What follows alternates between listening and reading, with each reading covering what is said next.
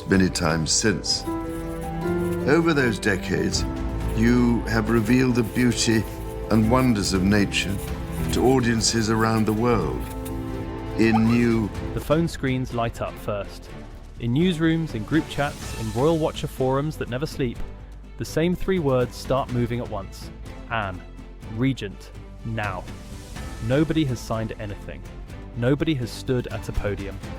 But the words travel anyway, faster than any official statement could chase them. And by the time most people read them, they already feel true.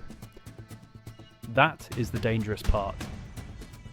According to reports circulating in royal commentary circles, King Charles has supposedly moved Anne, Princess Royal, into a regent-style position at the centre of the crown. Palace officials have not confirmed this claim. Legally, this is not the same as a formal regency.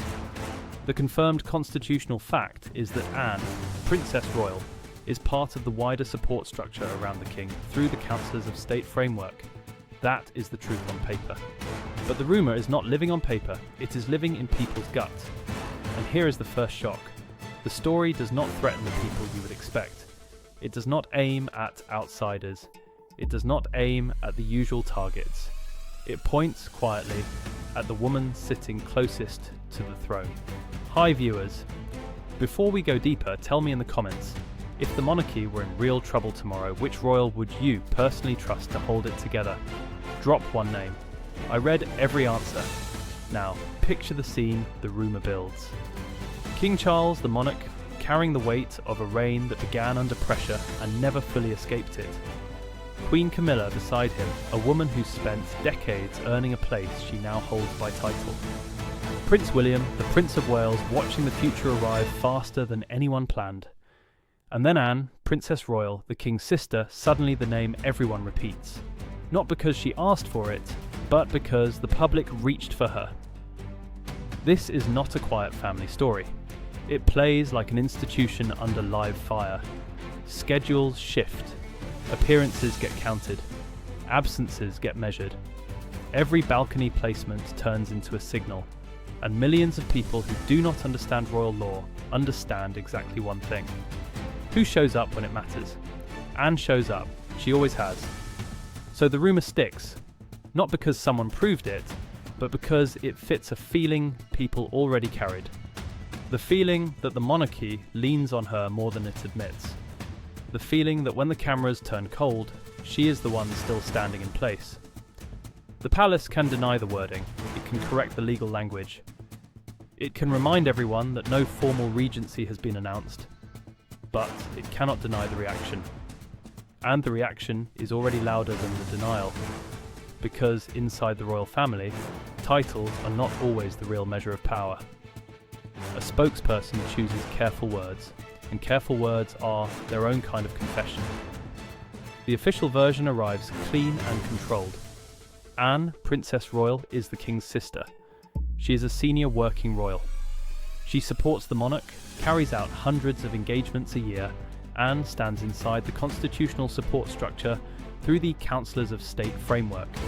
She has not been publicly announced as regent. From a legal standpoint, that is the whole story, and the lawyers are satisfied. The audience is not, because the public does not read statutes, it reads behaviour. And behaviour tells a different story than paperwork. The crowd does not ask which document Anne signed. It asks who looks steady. It asks who looks like duty. It asks who looks like the old monarchy surviving inside the new one. Anne looks like all three. That is the gap the official version cannot close. The statement calms the constitutional question and leaves the emotional one wide open. Yes, the palace says, she is part of the support structure. Fine, but support structure is a phrase for filings and footnotes. Trust is the word the public actually uses, and trust does not appear in any official release. Now bring in Queen Camilla carefully. Nobody has confirmed that her family is upset. There is no signed proof of anger behind palace walls. But from a public relations standpoint, the situation creates a tremor. If Camilla's circle felt uneasy, it would not be about jealousy. It would be about comparison. because the moment the public starts naming Anne as the figure it trusts in a crisis, it quietly starts ranking everyone else against her.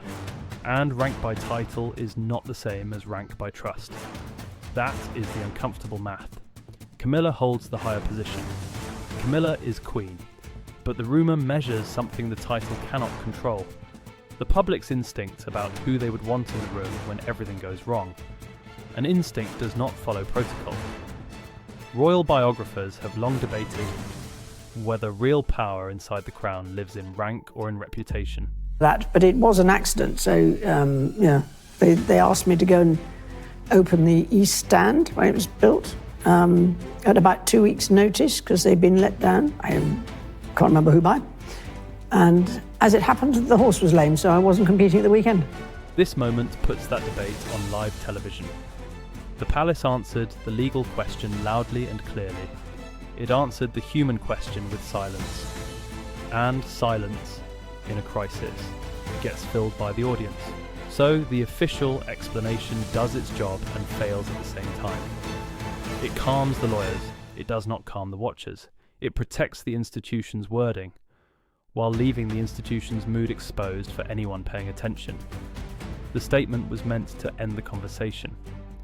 Instead, it told everyone exactly where the soft spot was.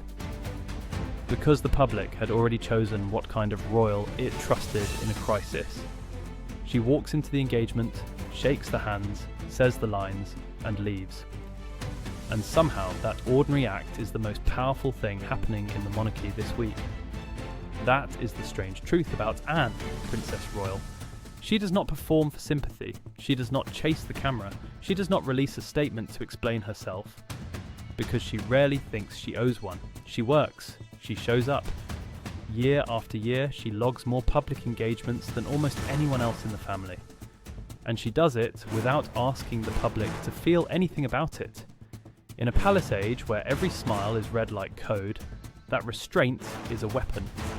Because the modern monarchy runs on signals, a balcony spot means something.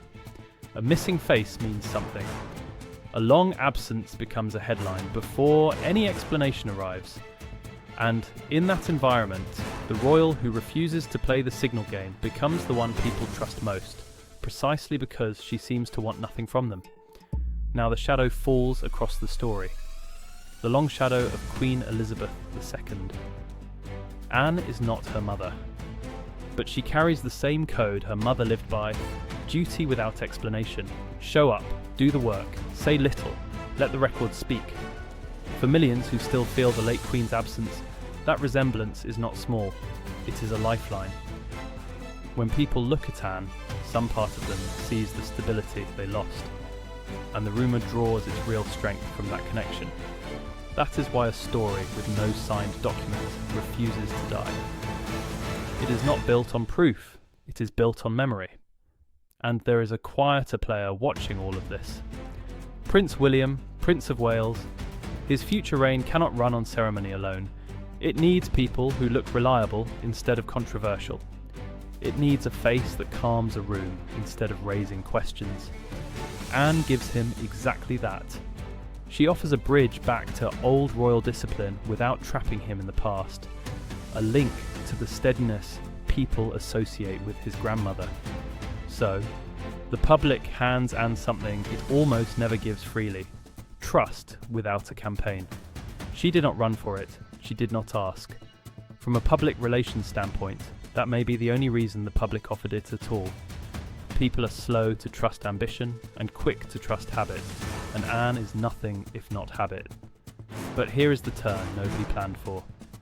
When one person becomes the symbol of reliability, everyone standing near them gets measured against it. Quiet strength does not stay neutral for long.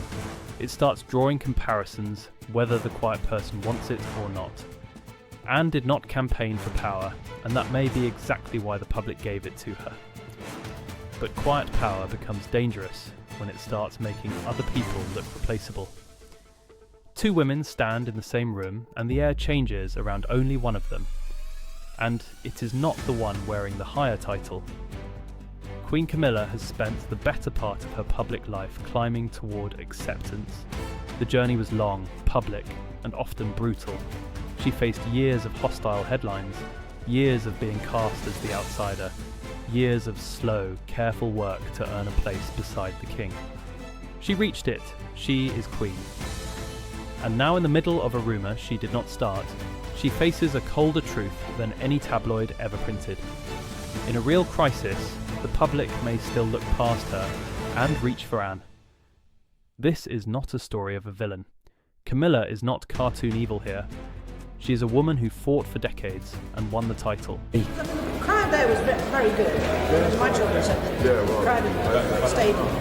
Only to learn that the title and the trust do not always travel together. That is the heart of the conflict. Official rank versus moral authority. Camilla is queen by law. Anne is trusted by habit. One was granted by ceremony.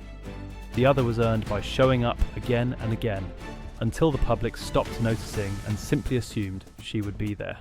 And assumption, in the royal world, is the deepest kind of loyalty there is. Picture the atmosphere inside the palace, as the press and public would imagine it. Aides choosing words with extra care. Family members watching the headlines instead of making them. Courtiers reading the public mood.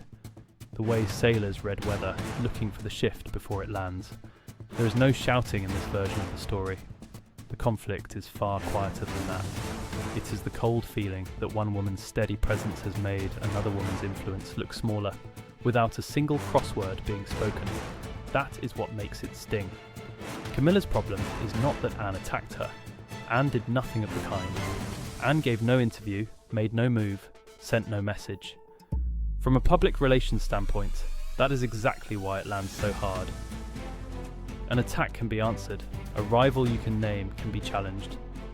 But you cannot fight a comparison that lives in the public's gut. You cannot issue a statement against a feeling. While the palace officially treats all senior royals as one united family, experts point out that public affection has never divided itself evenly. It flows where it wants. And right now, in this rumour, it flows toward the woman who never asked for it. So Camilla holds her rank, and the rank is real, and the rank is secure. But rank was never the thing in question. The thing in question is who the public reaches for first when fear walks into the room. Camilla's problem was not that Anne attacked her, it was worse. Anne only had to stand still and the room began to rearrange itself. He is not waiting for history. He is reading it like a map, and he is already 3 moves ahead of the people arguing about titles. Prince William, Prince of Wales, knows something the rumour mill keeps missing. The monarchy he will inherit is not the one his grandmother left. It has been shaped by crisis, by scandal, by health concerns, by family division, by a public that no longer hands its trust over for free. He is not preparing to inherit a fairy tale. He is preparing to inherit a problem. So he thinks like a strategist, because the job demands it. William understands that ceremony alone cannot save the crown. Crowns, carriages and balcony waves fill the screen, but they do not build trust. What the future monarchy needs is credibility, a smaller, stronger, cleaner public face that can survive a sceptical age. And when he looks across the family for people who fit that mood, the list is shorter than the public realises. Anne fits it almost perfectly. She brings discipline without drama, service without spectacle, and a reputation that scandal has never managed to touch. That is why, from a public relations standpoint, the rumour about Anne may quietly serve William more than anyone else.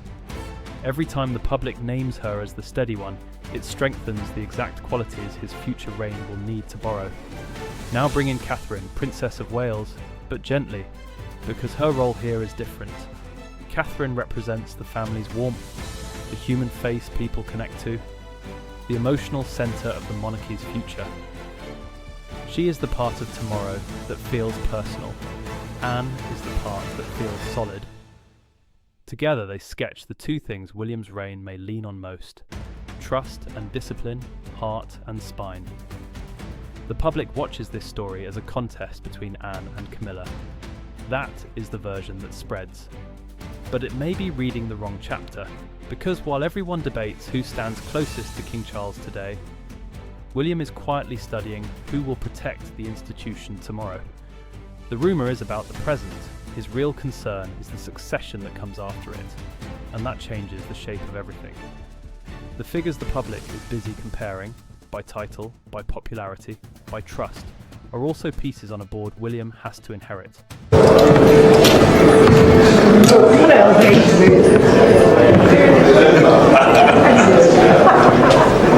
He cannot afford a monarchy that looks weak when the crown finally passes to him.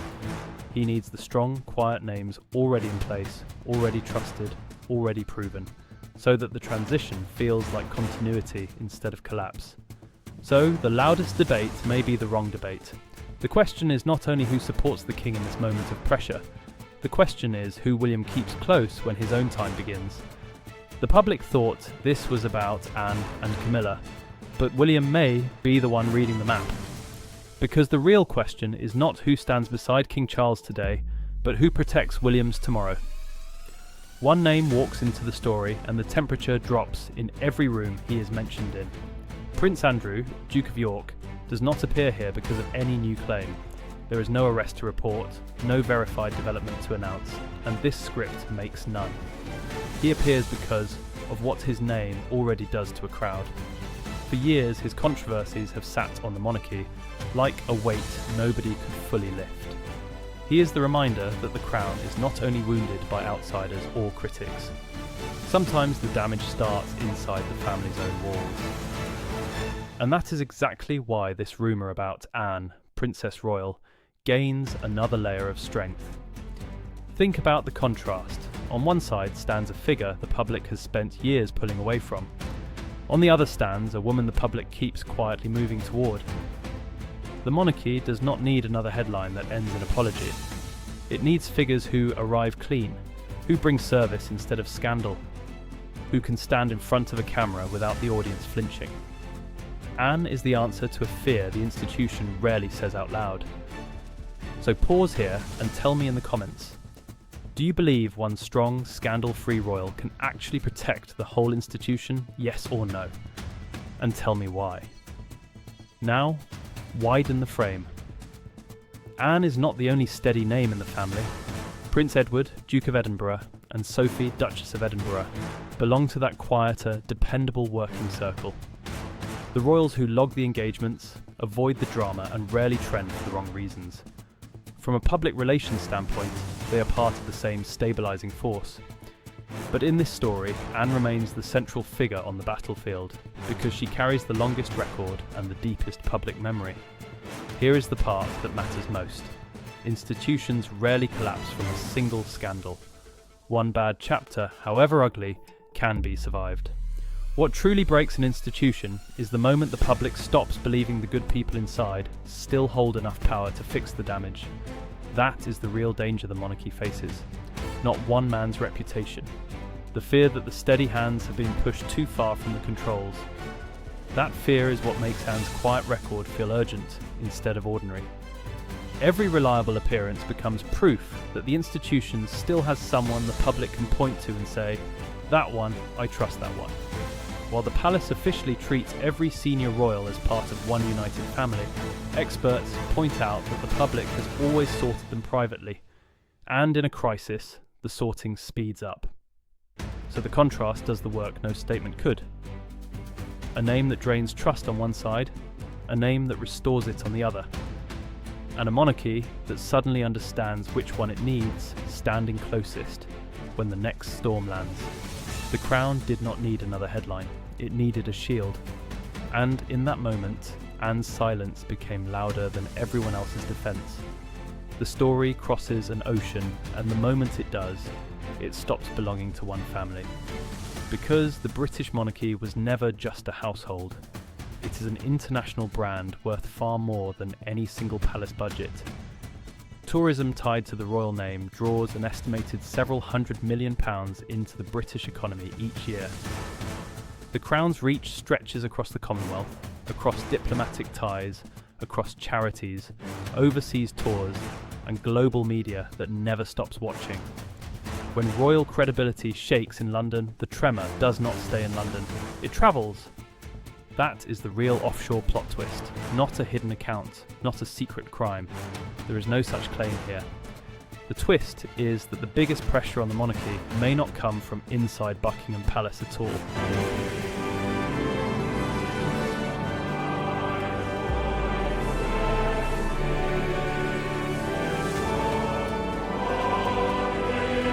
It may come from how the rest of the world reads the silence. Picture it the way an American audience would understand it instantly. Imagine a legacy institution, a brand that has stood for generations, suddenly facing a leadership crisis while investors, donors, and global partners watch every move in real time. The board says everything is fine. The public mood says otherwise. And every quiet day without a clear answer makes the partners nervous. That is the monarchy's offshore problem. Its value depends on confidence, and confidence is watched from across the Atlantic and across the Commonwealth. From a public relations standpoint, this is where Anne, Princess Royal, becomes more than a domestic story. She is one of the hardest working royals on the international stage, the figure foreign partners associate with reliability rather than spectacle. So when the global audience asks whether the crown still has steady hands, her name is one of the few that answers the question without needing translation. Royal biographers have long debated whether the monarchy's true power lives at home or abroad, in British law or in global perception.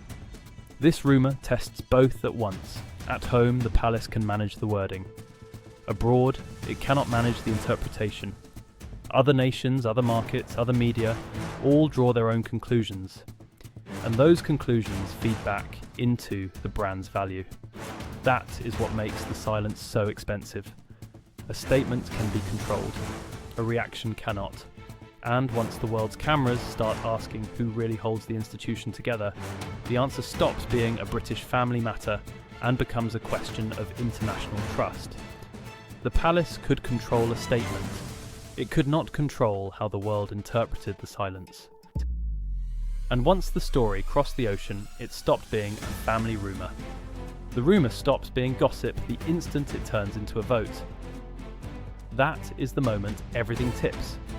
What started as 3 travelling words becomes a public referendum on trust. And now every name in the family is forced onto the same scale at once. Speed up here, because this is where the pressure peaks. Stack them. King Charles, the monarch, carrying the reign.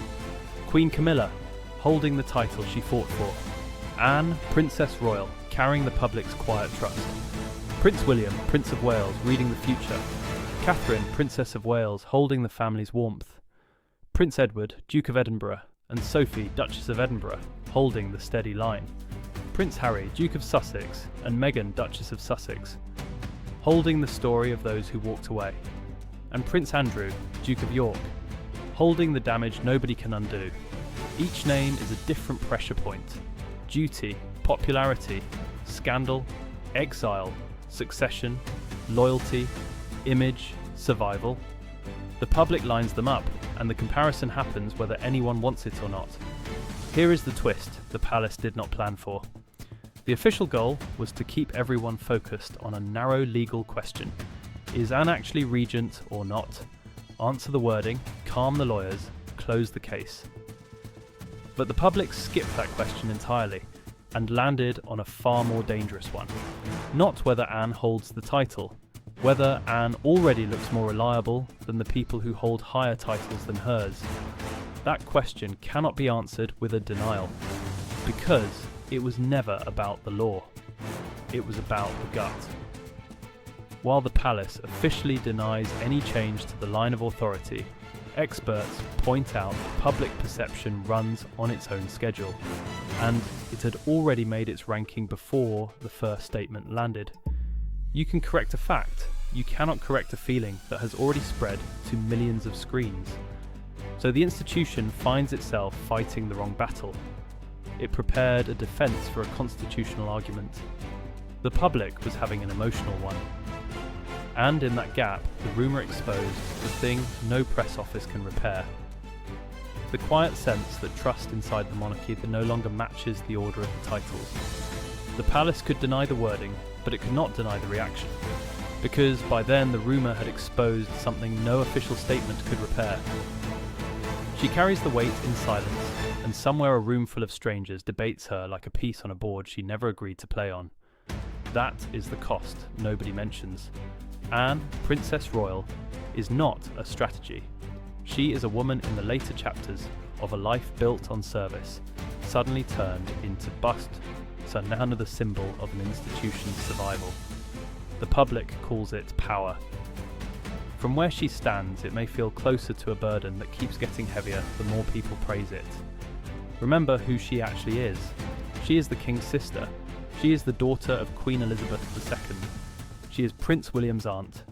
She is a living thread back to an older royal code, the last strong reminder of a way of doing duty that the modern world keeps trying to replace. If she becomes the emergency figure the public reaches for, that is not just an honour.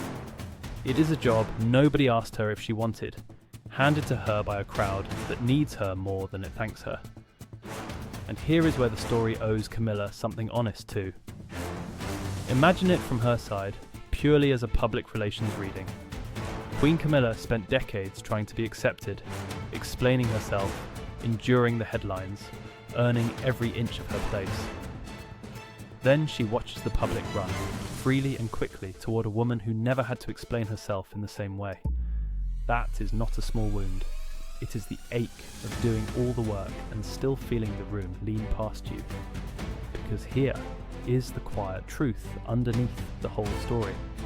The most painful rivalries are rarely built on hatred. They are built on comparison.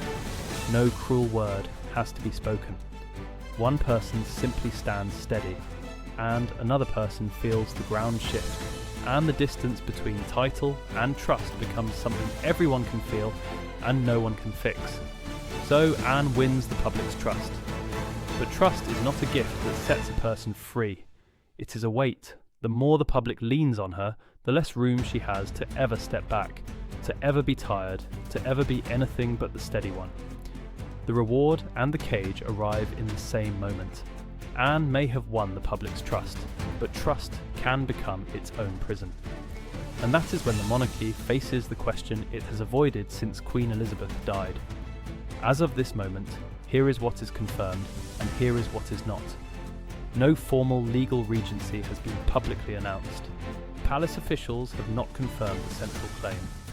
Legally, this is not the same as assigned regency, and the constitutional fact remains that Anne, Princess Royal, sits inside the wider support structure around the king through the Councillors of State framework.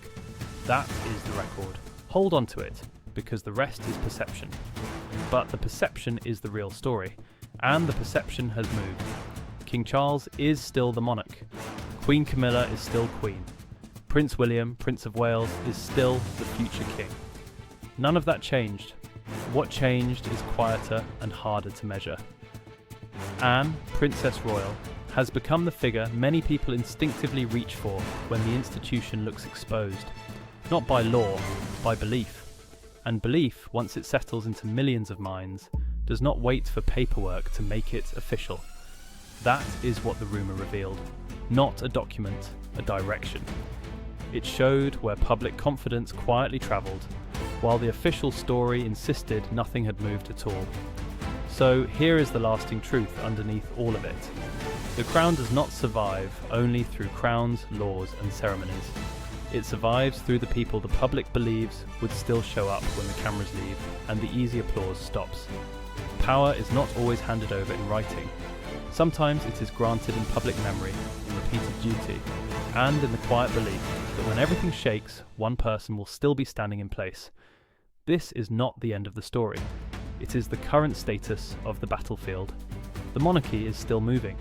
The palace is still calculating. William is still preparing. Camilla is still watching. Charles is still balancing family and crown. And Anne, as always, is still working. If this story moved you, do something for me before you go.